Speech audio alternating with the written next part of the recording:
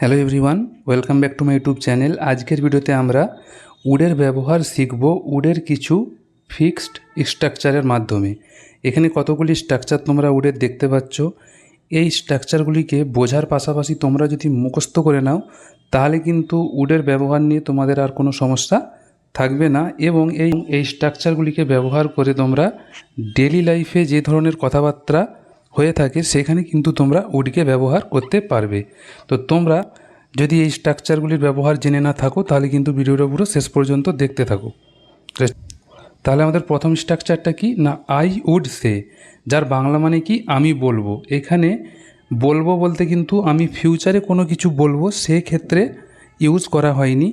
যখন প্রেজেন্ট টাইমে আমরা আমাদের মতামত প্রকাশ করি সেক্ষেত্রে যখন আমরা বলি যে আমি বলবো সেক্ষেত্রে আমাদেরকে উড ইউজ করতে হয়। যেমন ধরো কেউ তোমাকে বলল যে ছেলেটা কেমন হবে, তখন তুমি তোমার অপিনিয়ন দিচ্ছ যে আমি বলবো সে একজন ভালো ছেলে। তাহলে এই ক্ষেত্রে কিন্তু আমি বলবোর ক্ষেত্রে আই উইল সে বললে হবে না, এখানে বলতে হবে কি আই উড সে, মানে আমি বলবো হি ইজ এ নাইস বয়, সে একজন ভালো ছেলে, কারণ এখানে তুমি তোমার ওপিনিয়ন দিচ্ছ। তাহলে ওপিনিয়ন দেওয়ার ক্ষেত্রে মানে মতামত দেওয়ার ক্ষেত্রে আমরা ইউজ করব কি আই উড সে। একই রকমভাবে পরের এক্সাম্পলটা দেখো, I would say you should respect your parents, মানে আমি বলবো যে তোমার উচিত তোমার বাবা মাকে সম্মান করা। এখানেও কিন্তু আমি আমার ওপিনিয়ন দিচ্ছি। তাহলে ওপিনিয়ন দেওয়ার ক্ষেত্রে আমরা ইউজ করব কি আই উড সে এই ফ্রেজটিকে। তাহলে এইরকমভাবে এই ফ্রেজটিকে তোমরা ইউজ করে আরও কিন্তু অনেক সেন্টেন্স তৈরি করতে পারবে। তো চলো দেখে নিই আমাদের নেক্সট ফ্রেজ দেখো, হোয়াই উড। ঠিক আছে, এবার এটি কখন আমরা ব্যবহার করব, উদাহরণটা দেখো। যেমন আমি কেন তোমাকে বিশ্বাস করব, মানে ধরে নাও যে কেউ সবসময় মিথ্যা কথা বলে। ঠিক আছে, তো তখন তুমি জানো যে সে সবসময় মিথ্যা কথা বলে, সে তোমার কাছে এসে আবার কোনো একটা কথা বলছে, তখন তুমি তাকে বলছো যে আমি কেন তোমাকে বিশ্বাস করব। তাহলে সেক্ষেত্রে আমাদেরকে ইউজ করতে হবে কি হোয়াই উড।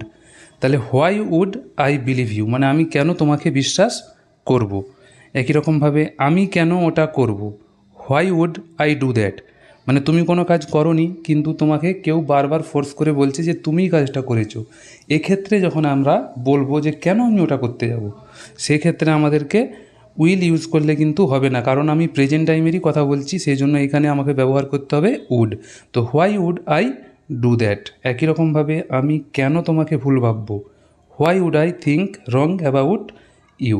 আশা করি তোমরা হোয়াই উডের ব্যবহার বুঝতে পেরেছো যে হোয়াই উডকে আমরা কোন ধরনের সেন্টেন্সে ইউজ করব।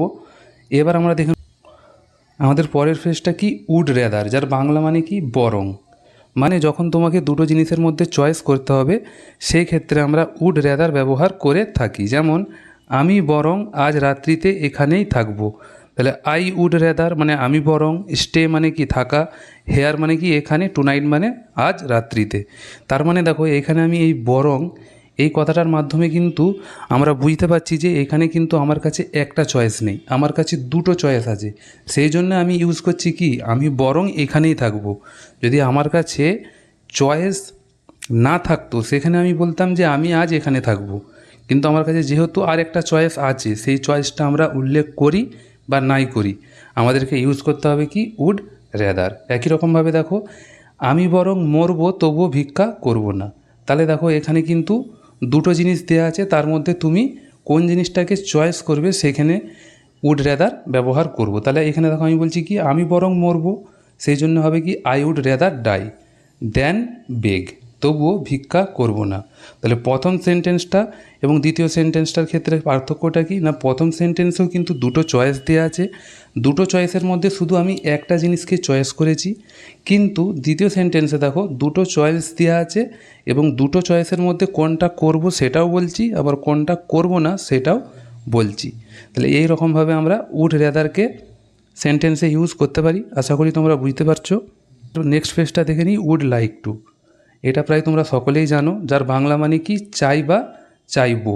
ঠিক আছে, মানে প্রেজেন্ট টাইমে কোনো জিনিস আমরা চাই বা চাইবো সেক্ষেত্রে আমরা ওয়ান্টও ব্যবহার করতে পারি, আবার উড লাইক টুও ব্যবহার করতে চাই, আবার উড লাইক টুও ব্যবহার করতে পারি আরও ভদ্রভাবে বলবার জন্য। যেমন আমি কিছু খেতে চাই, তাহলে আমরা এইভাবেও বলতে পারি যে I want to have something, মানে আমি কিছু খেতে চাই। কিন্তু যদি আমরা আরও পোলাইটভাবে বলতে চাই তাহলে আমরা কি বলবো না I would like to have something, মানে আমি কিছু খেতে চাই বা খেতে চাইবো। তাহলে এখানে চাইবোর মাধ্যমে প্রেজেন্টের কথা বলা হচ্ছে, ঠিক আছে, ফিউচারের কথা কিন্তু বলা হচ্ছে না। এই কথাটা কিন্তু তোমরা সবসময় মাথায় রাখবে। পরের এক্সাম্পল দেখো, তুমি কি খেতে চাও, what would you like to have. তাহলে দেখোভাবে কোন সময় তুমি এখানে আসতে চাও, at what time would you like to come here. আশা করি তোমরা উড লাইকের ব্যবহারটা বুঝতে পেরেছো। এবার আমরা দেখে নেব উডের আমাদের পরের ফ্রেজটা কি, উড ইউ মাইন্ড, ঠিক আছে। তারপরে যে ভার্বটি বসবে তার সঙ্গে আমাদেরকে আইএনজি দিতে হবে, যার বাংলা মানে কি তুমি কি কিছু মনে করবে। যেমন would you mind closing the door, মানে দরজাটি বন্ধ করতে কি তুমি কিছু মনে করবে। এখানে দেখো উড ইউ মাইন্ডের পর যে ভার্ব মানে ক্লোজ বসেছে তার সঙ্গে আইএনজি আমাদেরকে যোগ করতে হবে। একই রকমভাবে would you mind coming here, মানে এখানে আসতে তুমি কি কিছু মনে করবে। এরকমভাবে উড ইউ মাইন্ডের পর ভার্বের সঙ্গে আইএনজি যোগ করে আমরা এই ফ্রেজটিকে মুখস্থ করে অনেক ধরনের সেন্টেন্স তৈরি করতে পারবো। এবার আমরা দেখে নিই আমাদের নেক্সট ফ্রেজ। তাহলে উডের নেক্সট ফ্রেজটা কি, উড ইউ, তারপর দেখো লিখেছি ডট ডট, তারপর কোয়েশ্চেন মার্ক। এখানে ব্র্যাকেটে লিখে রেখেছি রিকোয়েস্ট এবং অফার, মানে অনুরোধ করবার জন্য বা অফার করবার জন্য আমরা এই উড দিয়ে কোনো কোয়েশ্চেন করতে পারি। যেমন তুমি কি আমার সাথে খেলবে, এখানে কিন্তু আমি অফার করছি, তখন আমি কি বলবো, would you play with me.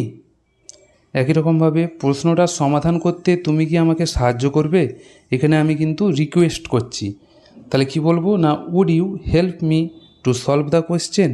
এই রকমভাবে উড ইউ দিয়ে আমরা কিন্তু বিভিন্ন ধরনের রিকোয়েস্ট বা অফার সম্বন্ধিত কোয়েশ্চেন করতে পারি। তো তোমরা যদি এই ফ্রেজটিকে মুখস্থ করে নাও তাহলে কিন্তু তোমরা উডের ব্যবহার নিয়ে তোমাদের কিন্তু আর কোনো সমস্যা থাকবে না।